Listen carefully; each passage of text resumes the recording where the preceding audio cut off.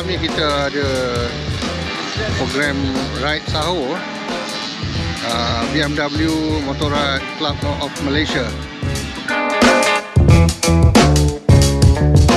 Alhamdulillah. Alhamdulillah. Saya first time saya kedua saya.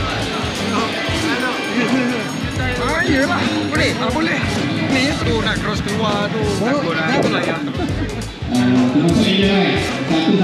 tetapi Alhamdulillah UMCN kita reverse bagi BMW automatic dalam masa yang singkat ni akan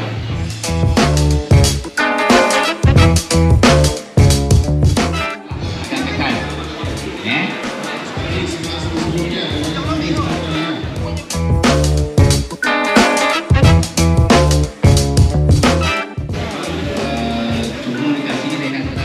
mantap.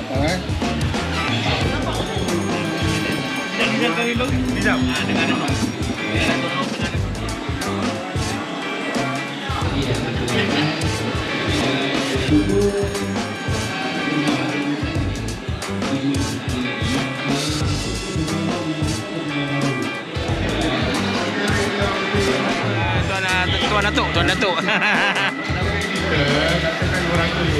Macam-macam akan dapatkan Stiker kad.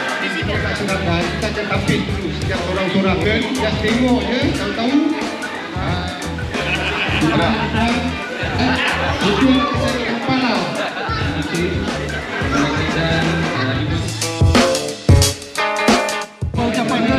Tak ada apa-apa. Saya rasa FCM 2005.